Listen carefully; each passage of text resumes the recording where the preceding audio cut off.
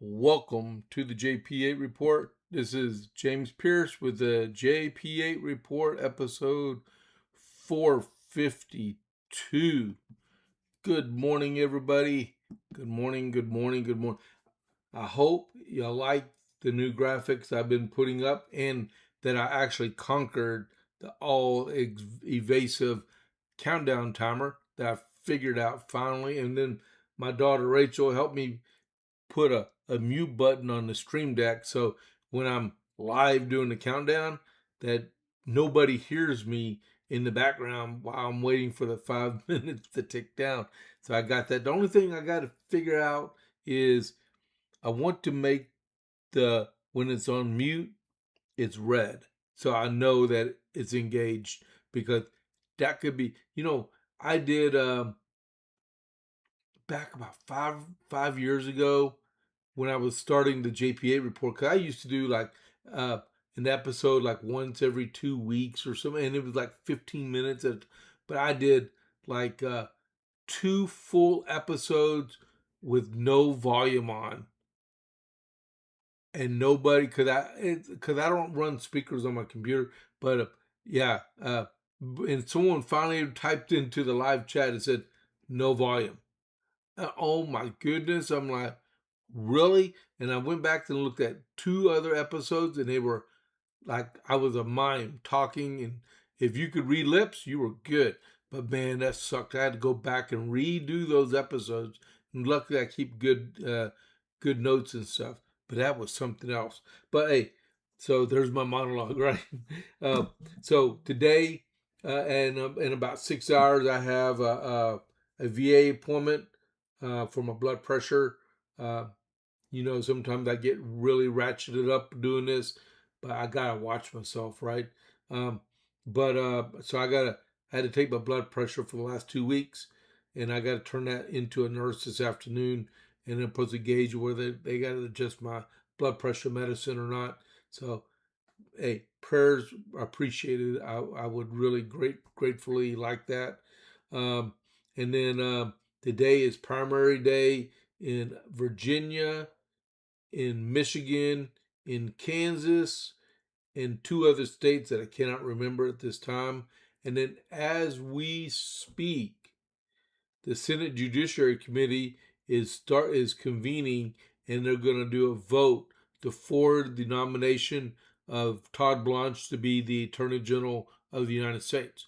And so I don't know if the final vote in the Senate is going to be the day or tomorrow, but I do know the Judiciary Committee is meeting to forward his nomination to the full Senate. All right, and we got a little bit on that stuff in the regular part of the JPA report, just so you know that's what's happening today. All right. So welcome to the JP8 report.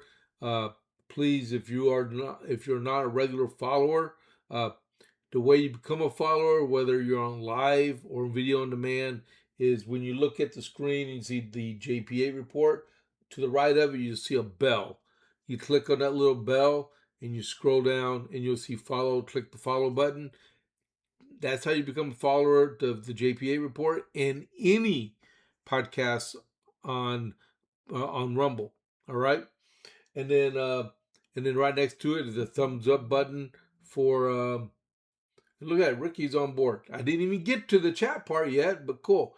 Uh, give me a thumbs up for the episode today, and like I tell everybody, anytime I go to a Rumble channel, to a podcast, or to a video, or anything on Rumble, I always give them a thumbs up, unless they massively screw up and they're horribly bad and don't stand for anything. Or I give everyone a thumbs up, and hardly ever do I ever give anyone a thumbs down, because the amount of work and preparation that goes into doing a podcast is unbelievable. I put about 4 hours a day into getting all this together for everybody, and sometimes it's gut wrenching from the research you got to do, but I do my best, and thumbs up helps, and I really appreciate that.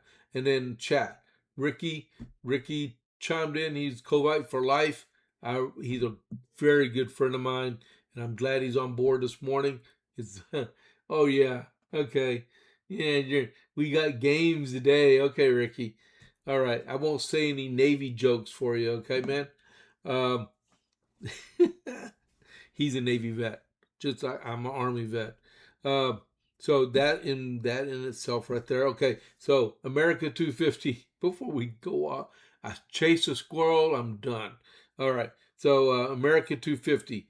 Um, so signatures are still being applied to the parchment copy of the Declaration of Independence because it was ordered to be embossed on um, on the 19th of July.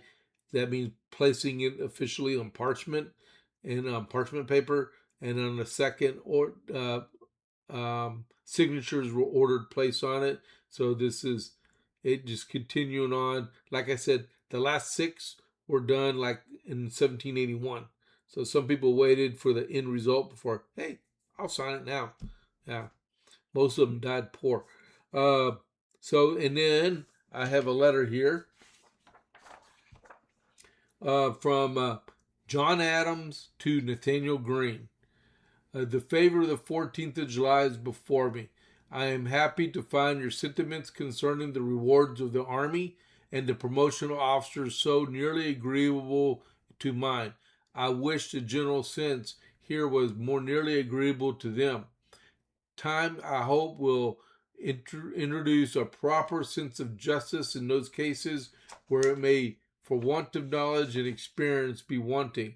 The New England colonels, you observe, are jealous. The Southern officers are treated with more attention than they, because several of the Southern colonels have been made generals, but not one of them. Thompson was somehow or the other the first colonel upon the establishment, and so entitled to promotion by succession that it was also supposed by ability and merit. This ought not be therefore to give offense. Mercer, Lewis, Howe, Moore, and other veteran officers, and stood in the light of Putnam, Thomas, Fry, Whitcomb, and etc., or among the New England officers. Added to this, we were endeavored by the colony's general officers in some proportion to their troops. The colonies have nice feelings about rank as well as colonels, so that I don't think our colonels have just cause to complain of these promotions. Lord Stirling was a person so distinguished by fortune, family, and the rank and employments that he held in civil life, added to his experience in military life, that it was thought no great uneasiness would be occasioned by his advancement. Mifflin was a gentleman of family and fortune and his country, of the best education and abilities, and great knowledge of the world, and remarkable activity. Besides this, the rank he had held as a member of the legislature of this province and a member of Congress, and his great merit in the civil department in subduing the Quaker and Presbyterian interests, added to the Tory interests of this province to the American system of union, and especially his surprising activity and success in infusing into his province a marital spirit of martial spirit and ambition which it never felt before, were thought sufficient causes of his advancement. Besides all this, my dear sir, there is a political motive. Military characters in the southern colonies are few. They have never known much of war, and it is not easy to make a people warlike who have never been so. All the encouragement and every incentive, therefore, which can be given with justice ought to be given in order to excite ambition among them for military honors. But after all, my dear sir, I wish I could have a few hours free conversation with you upon this important subject. A general officer ought to be a gentleman of letters, a general knowledge, a man of address, and a knowledge of the world. He should carry with him authority and command. These are among the New England officers, gentlemen who are equal to all this: Parsons, Hitchcock, Varnum, and other younger than they are and inferior to them too in command. But these who are a great way down in the list of colonels, and to promote them over the heads of so many veterans would throw it into confusion. Reed, Nixon, Prescott are the oldest colonels. The first two, they are universally allowed to be experienced officers and brave men. But I believe there is not one member of Congress who knows the face of either of them, and what their accomplishments are, I know not. I really wish you would give me your advice freely upon these subjects in confidence. It is not merely a piece of wood that will do to make a Mercury. And bravery alone is not sufficient qualification for a general officer. Name me a New England colonel whose real qualifications I can speak of with confidence, who is entitled to promotion by succession, and if I do not get him made a general officer, I will join the New England colonels and clamor the loudest of them in their jealousy. Nay, I will go further. There is a real difficulty attending this subject, which I know not how to get over. Pray help me. I believe there would be no difficulty in obtaining the advancement of some New England colonels here, but by promoting them over the heads of so many, there would be a difficulty in the army. Poor Massachusetts will fare the worst. Sounds like a huge. There's a lot of colonels, regimental commanders, and they had openings for general officers. And you see the debate: northern officers versus southern officers. And like they said, the southern guys, they don't know battle like the northerners do, right? And when you experience a lot of combat, you tend to get a little cautious sometimes because your number may be up, especially in the ways they fight back then, right? But those southern officers, they said, "Let's do this," and they forget about mortality. They just go out and do their job, and the bravery shows off, and they're like, "Look, this guy knows how to lead soldiers. Let's promote him." That's what this is about. All right. But it's good reading a letter from John Adams. He can very eloquently write, and that was to Nathaniel Green. That was good. All right. So, the armament shop. Whether you're looking for your first firearm, upgrading your setup, or need expert service, Jason at the Armament Shop is Copper's Cove's premier source for all things shooting. Browse our wide selection of pistols, rifles, and shotguns backed by top-tier gunsmithing for repairs, along with reloading supplies and professional cleaning to keep your firearm in peak condition. Need a transfer? We make FFL transfers fast, easy, and affordable. Need your CHL? Jason can handle those classes. He has over 3 decades of experience. Visit the Armament Shop today at 115A West Avenue D in Coppers Cove, or call or text 254-560-2023, or visit them at www.armamentshop.com. That's www.armamentshop.com. The Armament Shop. Your safety is our priority.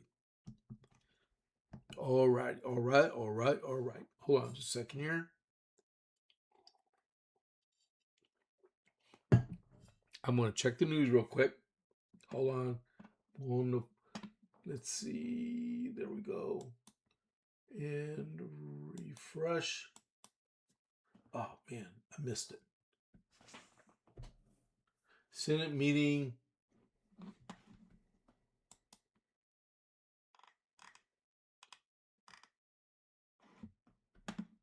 Man. Back up. refresh. Okay, they haven't put anything out yet. I'm sure I'll get something in the news. Okay, so let's get back over to doing our stuff. Iran update. This is the last update from Iran. Matter of fact, go back. Let's see.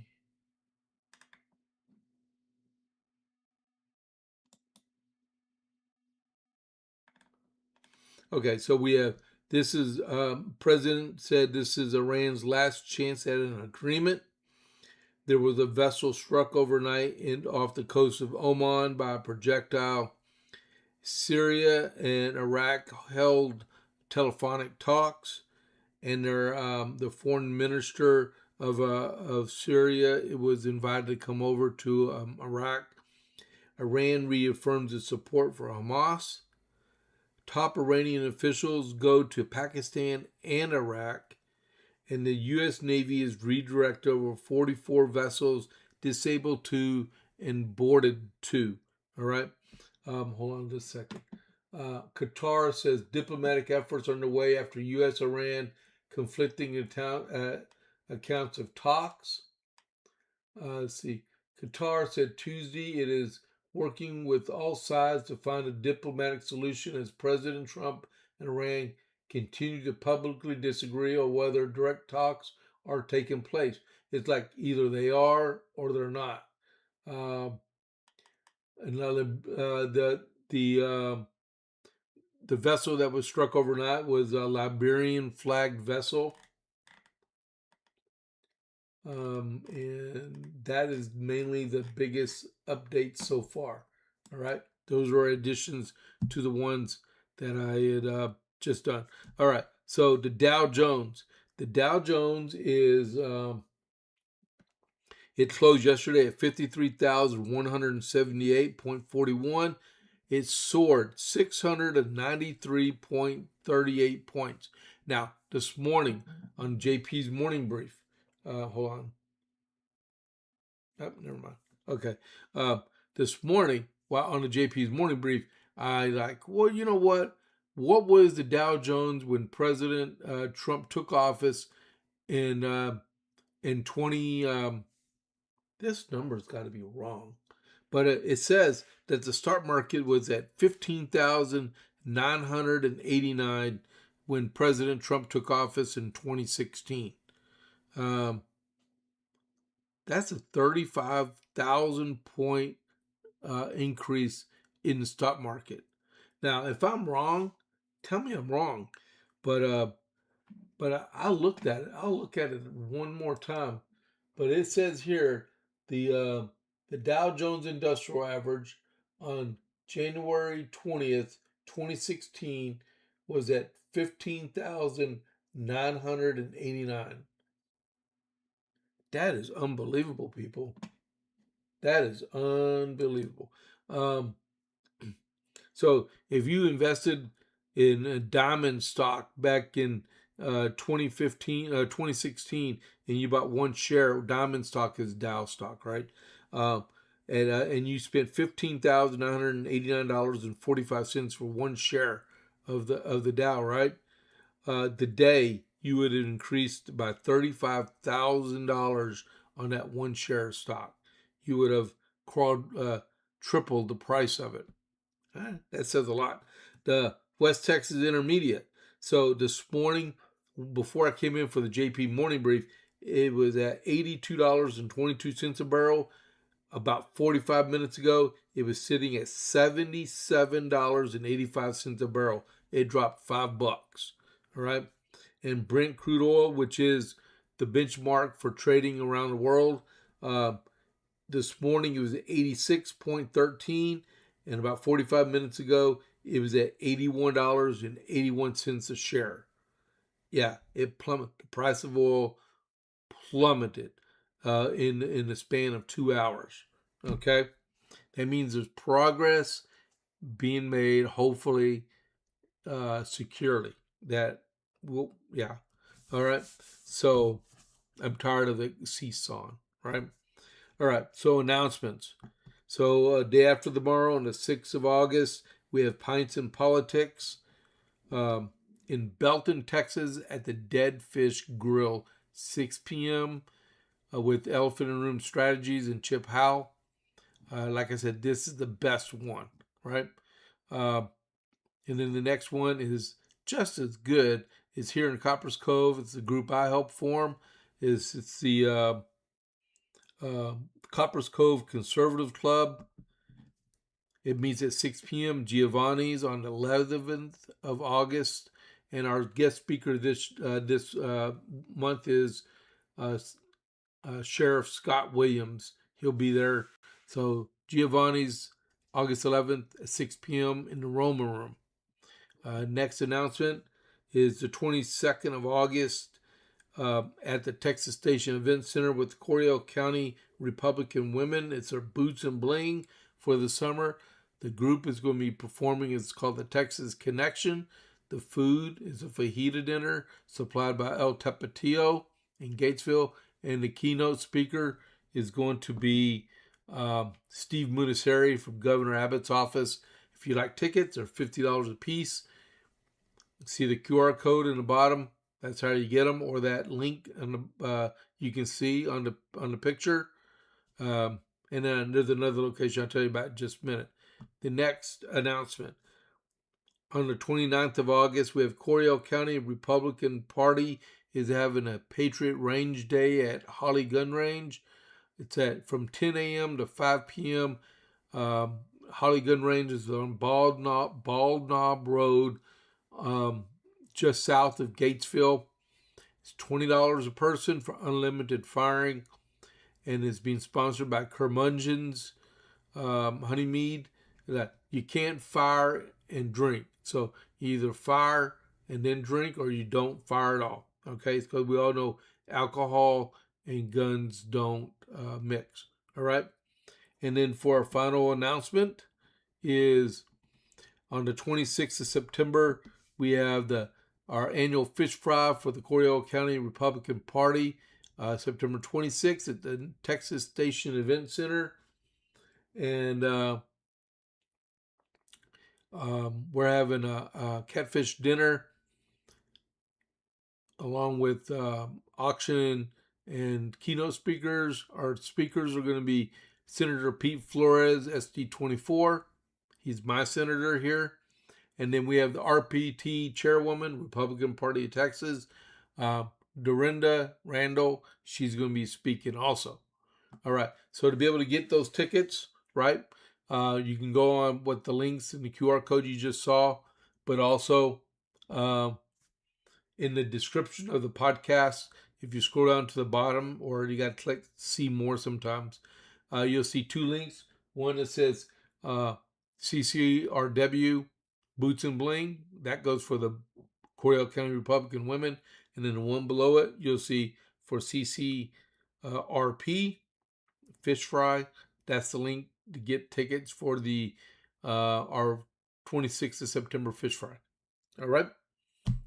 So that's our announcement. Announcements are important because they allow people to get involved and engaged with local Republicans, so they know how they can help proceed and get people to vote, and further on our mission of keeping Texas red, or keeping the U.S. red, make America great again, right?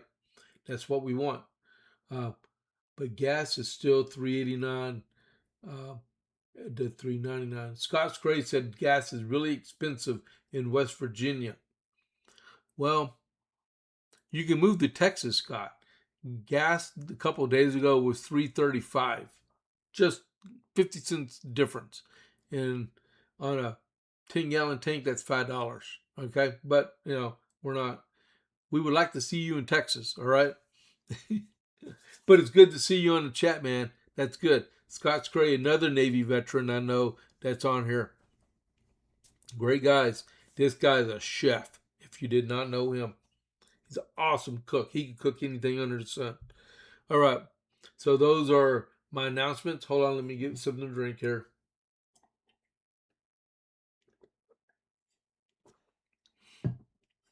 Oh, man.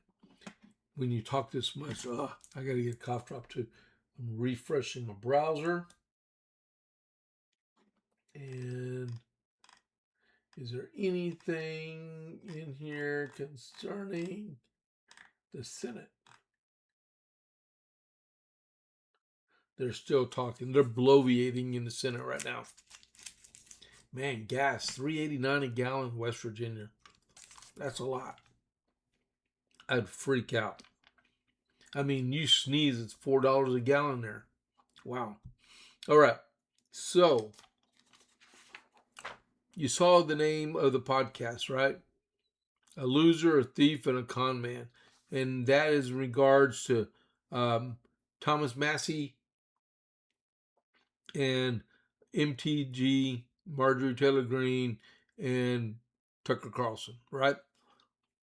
These people over the weekend started talking about forming a third party.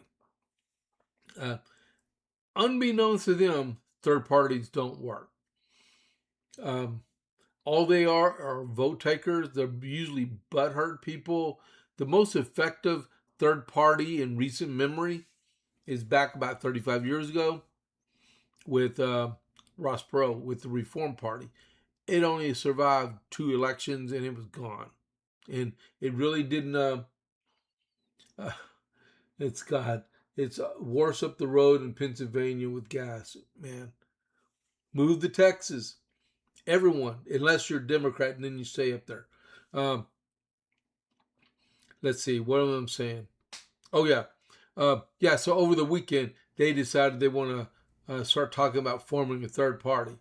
You have Thomas Massey that got stomped because, he didn't want to support the president. Both terms. I mean, he is one of those people that refuse to help the president support. Yeah, he votes most of the time with the Republicans, right? But he does not want to further the agenda of the president. And I'm sure the speaker and the House Majority Whip has tried over and over again to get him to comply. He just doesn't. So the president supported John Cornyn is speaking in the Senate right now. They haven't taken the vote yet. So the president supported his challenger and got him victorious over Thomas Massey. Thomas Massey got stomped in his primary. I mean, he got beat bad. So he's butthurt. Seriously.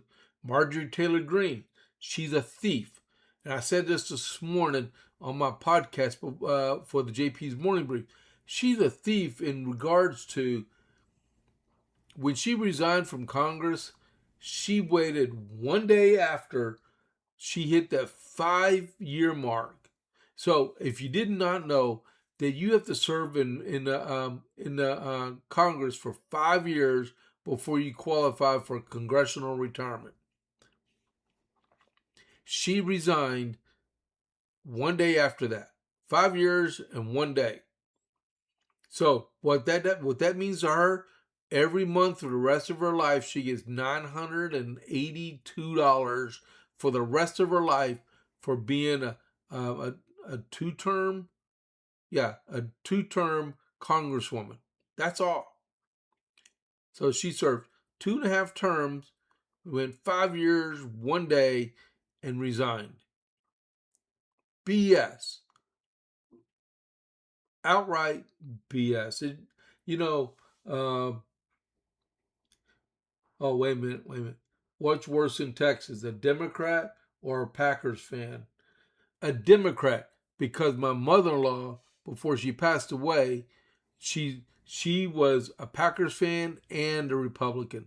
So, yes, you can be a Packer fan and live in Texas, okay? There's plenty of them. I am getting closer to getting one of my best friends to move to Texas, it feels like.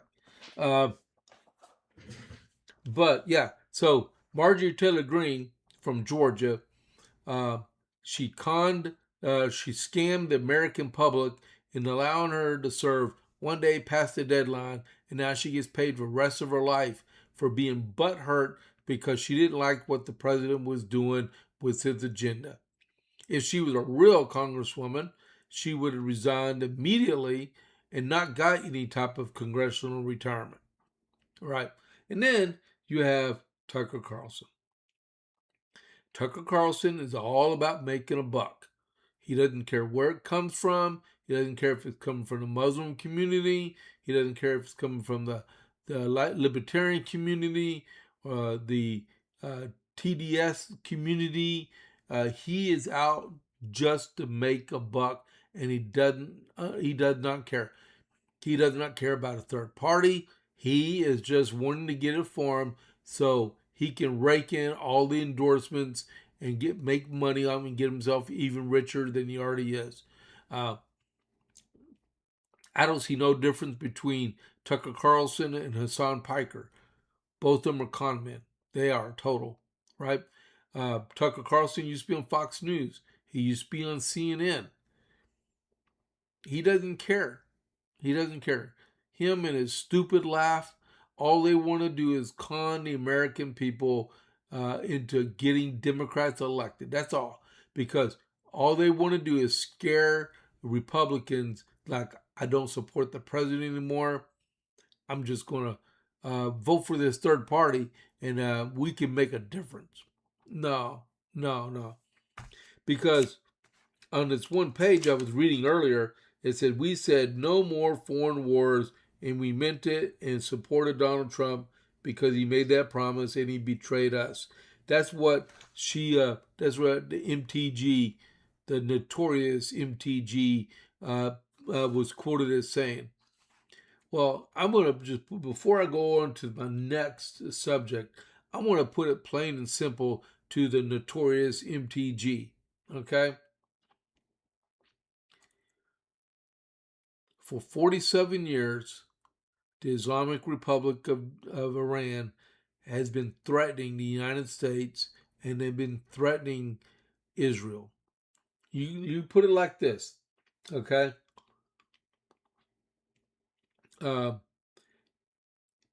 they ever say is the great Satan and the greater Satan. You have the great Satan is the Zionist regime. That's what they call them, right? And including, some people on a far right, like these people, right? And then they got us, right? The great Satan and the greater Satan. If they successfully build a nuclear weapon, they're not going to hold it off for detente, okay? For deterrence. As soon as they get a nuclear weapon, they're going to use it against Israel. They will. There won't be no stockpiling nuclear weapons. No, they're going to use it against Israel. And then, if they have a delivery system, they're going to use it against us. And nobody over the last 47 years has taken the prerogative of eliminating the threat from Persia or Iran or the Islamic Republic of Iran. They're all the same. They hate us and they don't want to see us on the face of this earth. I lost several friends in Iraq due to Iranian munitions. I was almost killed by a mortar shell, by 10 feet, 15 feet. It all came from Iran. I care less about what happens to the Islamic Republic of Iran. I support our president. He is doing this for us. Unfortunately, it's happening during his administration, but it's got to be dealt with once and for all. And it's going to be dealt with. All right? You can get on board or you can go play La La. They're playing La La. They have no chance at this. I don't even know why I'm even talking about it. I just gave them limelight. That's 8:34, and I'm still talking about these three losers because that's what they are. They are complete losers. They just need to go away. You got people like these people. You have Friatis and Owens doing. No, not Friatis. Nick Fuentes is Fuentes. These people are jerks and are losers, and they need to leave us Republicans alone and let us continually build our party. Okay? Uh, looks like they're voting. Tom Tillis is saying something. Are they voting right now or what? If anyone on there on the live chat is watching the news, tell me. Yep, looks like they're voting. So we'll know pretty soon if his nomination is forwarded to the full Senate. All right. All right. Next, as we were just talking about the Senate, John Cornyn and Tom Tillis, both rhinos, said that they will back the nomination of Todd Blanche to be the next Attorney General. Todd Blanche physically wrote him a little permission slip and said, "We promise we won't try to bring back the anti-weaponization fund because we like screwing people over." That'd be the Senate.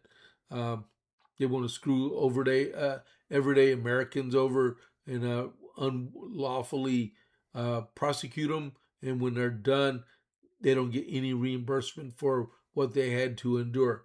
But we need an attorney general, so they wrote out the note like I recommended a few days ago. Like, just take the win, write them the stupid note, and submit it and get your nomination secured and become the next attorney general.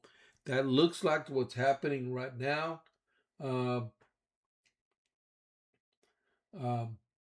Senator Whitehouse is speaking right now, so I guess they're not actually voting, they're still bloviating. All right. Good luck, Mr. Blanche.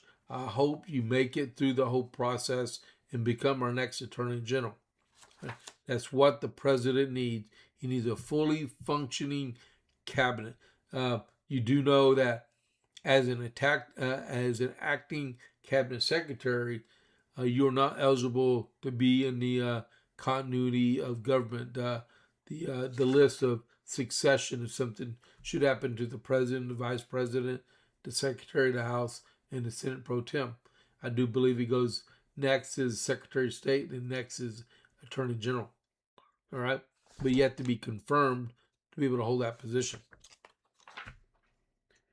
They're still talking. Next, South Carolina. They had another forum last night, right? And it looks like Darlene Graham carried the night, which is good. She differed from her brother in that she says she supports eliminating the filibuster. Like she said, if you want a quote, she is quoted as saying, "I am all for, this is where I differ from my brother, getting rid of the filibuster to get this done because eventually the Democrats are going to get rid of it anyway." That is the big difference between her and Lindsey Graham. She understands that you will not get anything done in the Senate unless the filibuster is dealt with. All right. And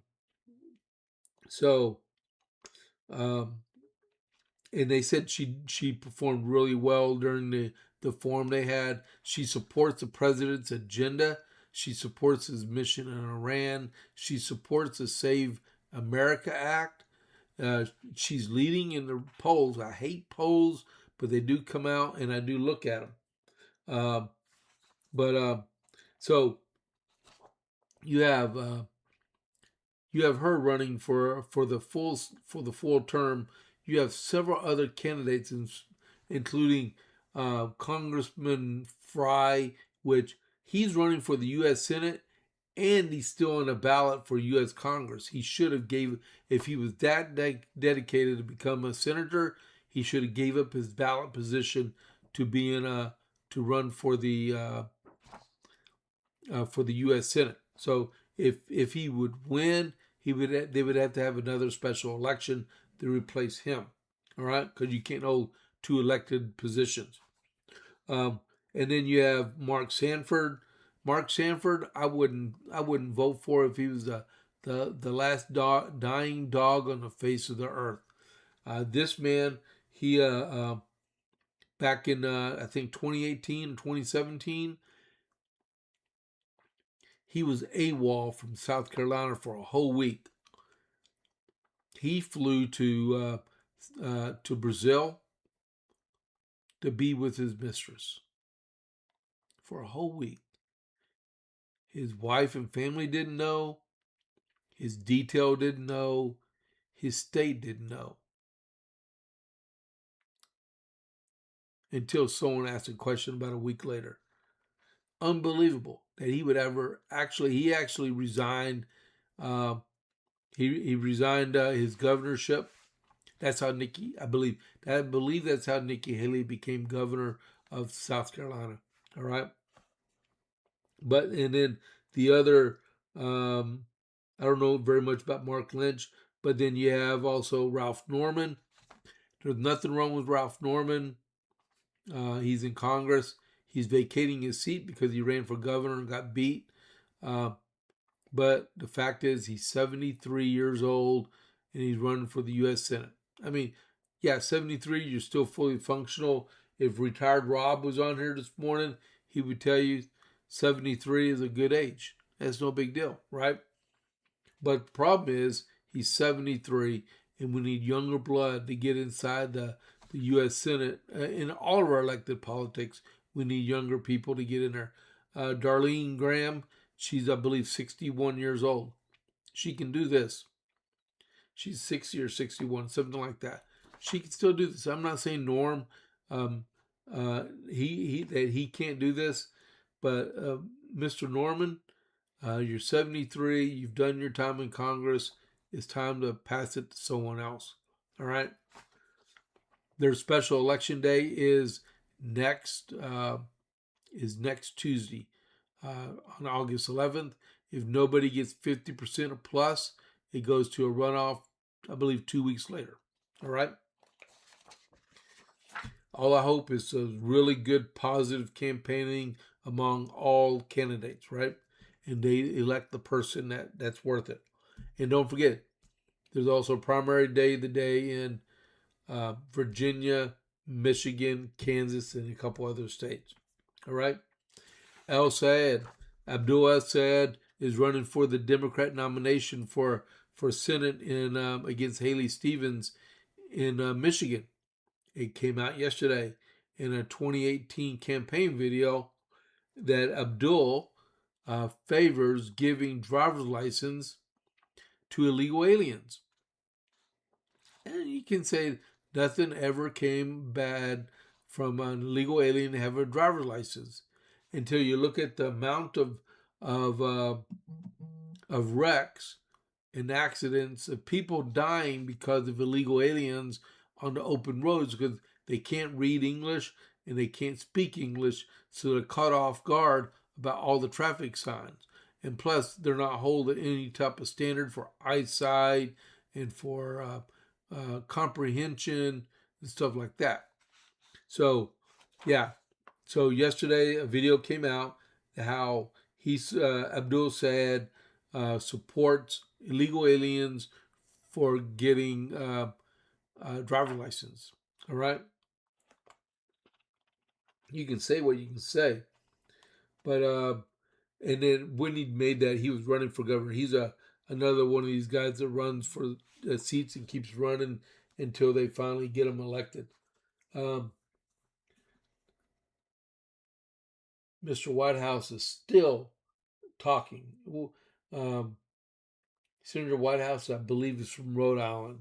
Okay. Next subject. Allison Burroughs. You may not know who she is. Allison Burroughs is a federal judge in Massachusetts. So what's so special about her is that she made a ruling that granted temporary, that said if you had temporary protective status, you weren't eligible to be deported back home. right? Even though the president said, "Nah, time to go home." Temporary means temporary. Um, temporary does not mean public. Um, hold on just a second. Oh, they're still okay. They're still bloviating. It went to uh, the case got appealed to an appeals court. I believe it's the first district because it's up in Massachusetts, and they ruled the president does have the authority to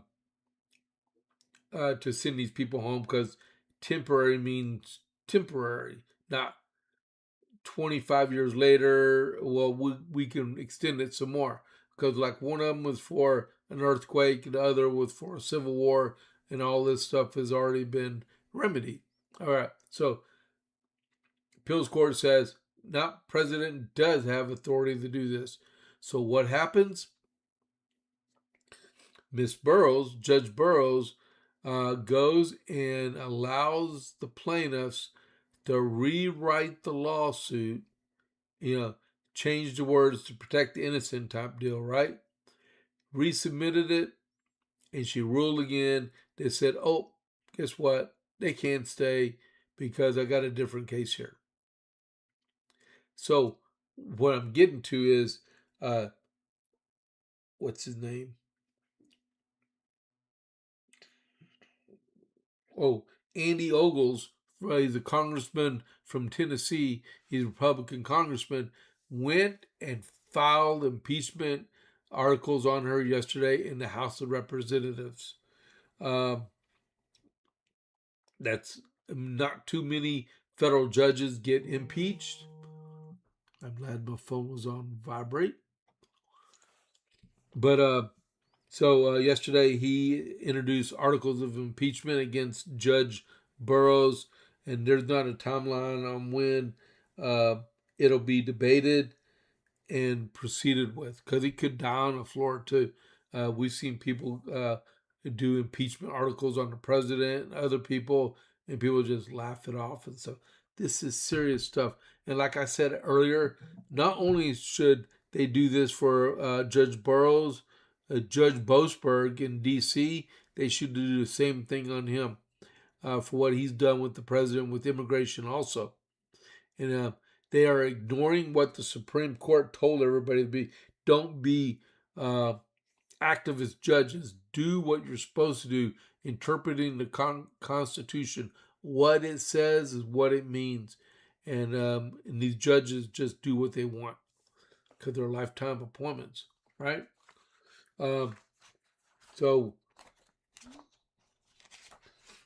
and the order, it was a Supreme Court ruling that came down, not just an appeals court ruling. They so yeah, they thumbed her. She thumbed her nose at the Supreme Court, and she was appointed by Barack Obama also.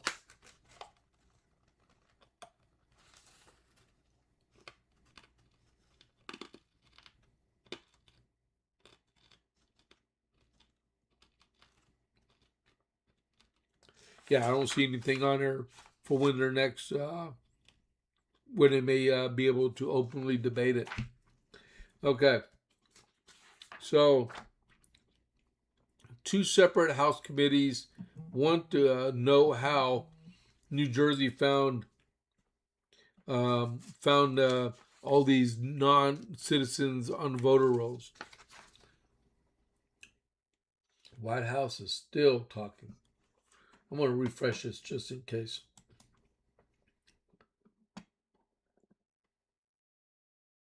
Yep, Sheldon White House is still talking.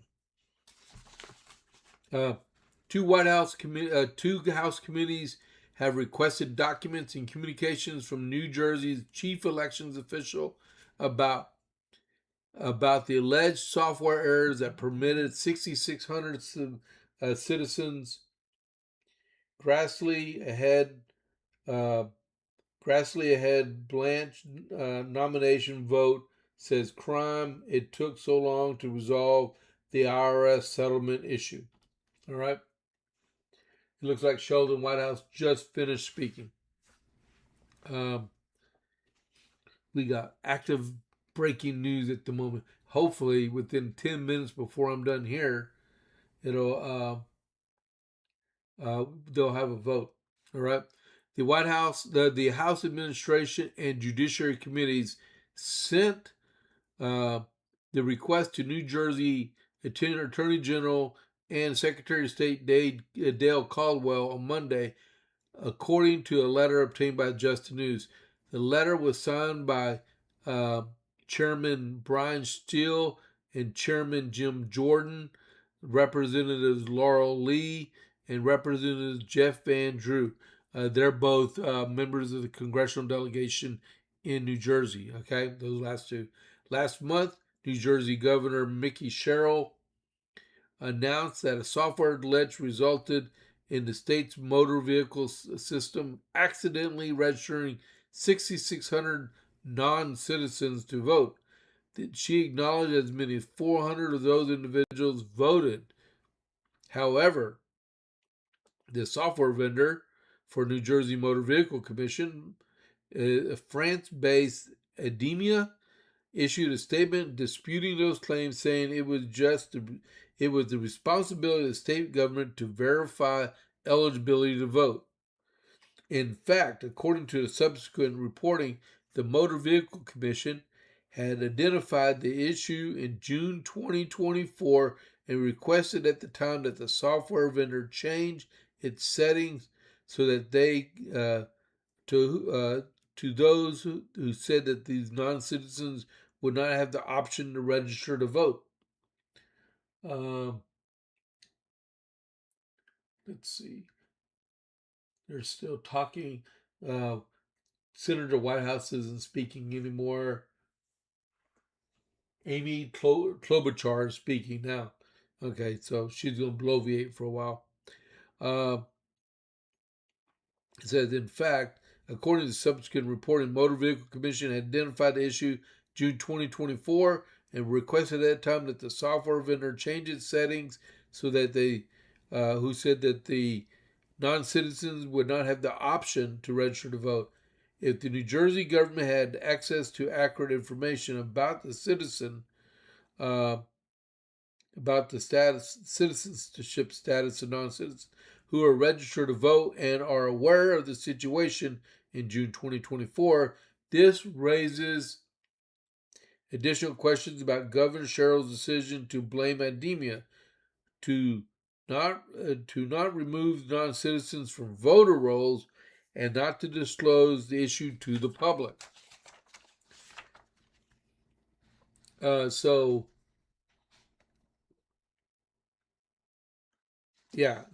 they want questions answered about how these people, all they had, the Ademia made the fix and New Jersey never executed it.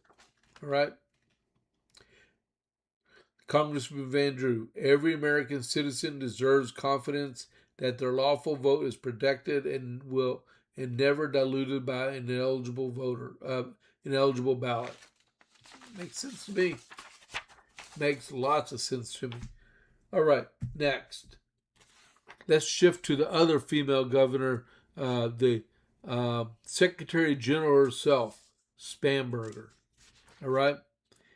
Governor Spanberger, or the Secretary General, announced that she has restored voting rights to 66,085 Virginians who had prior felony convictions. Virginia's constitution does not allow convicted felons to vote after serving their sentences unless a governor restores their voting rights. I'm proud that after contending with my predecessor's efforts to deny Virginians their fundamental rights, we have restored the rights of more than 66,000 Virginians who have served their time. Spanberger said in a statement, "These Virginians deserve the right to use their vote, to make their voices heard, and recognized as contributing citizens to our Commonwealth and our country." That being said, Glenn Youngkin restored 10,000 felons. It's not like it never happened, but she did 66,085 people that were convicted felons that now have the right to be able to vote for who they want. And most of them are probably going to vote for leftist candidates or office holders, right?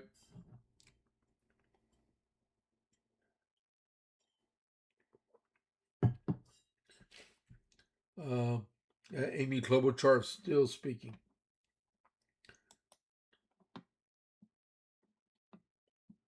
Okay. Um, Scott's, let's see. This one person's uh, chatted from YouTube. The greatest. Okay, I don't know. Let me read all this first.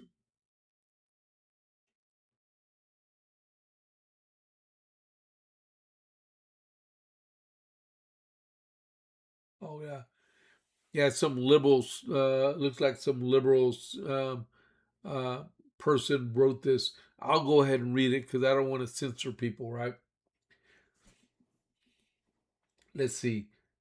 Zigzag Ground Zero. They wrote greatest enemy of the white race equal white race and the people who served its evil end game equals slavery. Okay. White race and the people who served its evil end game equals slavery. Um, so this person equates white people with slave masters. That's what it looks like. You know what? Go play in the middle of the street. All right, man. All right. So now I'm all upset about that. There we go. Um, so now we're back to Texas. More voting stuff. Oh wait a minute. Buttigieg or whatever you want to pronounce his name said he's more inclined than not to run for president in 2028. The gay blade himself. Uh, Pete Buttigieg, who served as transportation secretary during the Biden administration, said he's still considering a presidential run in 2028. I think I'm more inclined than not, but there's so much that we don't know. Buttigieg told Stephen Bartlett in the Diary of a CEO podcast. Buttigieg and his husband, Chasten Buttigieg, adopted twins in 2021 and said he didn't fully understand the weight of the decision until he became a father. Let me reiterate this: you're not a father, okay? You are an adopted dad. You're not a father. You can't have kids. You and another guy can't produce kids at all. Your genetic structure is coming to an end one day when you die because you don't have kids of your own. Flat out. And it's not because you couldn't have kids, you chose not to have kids because you're gay, right? The moment you put your fake breast on to milk uh, your adoptive kids, it shows how much of a fraudster you actually are. And I hope you don't ever get a primary vote from anyone. And I really hope you don't run for president. All right. That's how I feel about him. All right. So what are we looking at? It's 8:58. So I am out of time. Let me check the news one more time. Amy Klobuchar, she's still speaking before the Senate, and it just reset. Hold on. Yep, she's still talking. She's still talking. It's 8:59. So I'm gonna go ahead and initiate uh, the raid to go over to the Dan Bongino show. All right. Hope everybody has a great day. I will see y'all tomorrow. Now, I may be doing the JP8 report at 6 a.m. because I'm supposed to have jury duty tomorrow, and I won't find out if I'm excused from it until 5 p.m. tonight. So be prepared to see me at 6 instead of at 8. All right. Central time. All right. But I hope you all have a great day. Wish the best for um, what is it? I wish Todd Blanche all the greatest luck. All right, but let me initiate this thing. There we go. There goes the raid. Enjoy Dan Bongino. I'll see y'all later. This is James Pierce with the JP8 report. I'll catch you on the flip side. I'm out.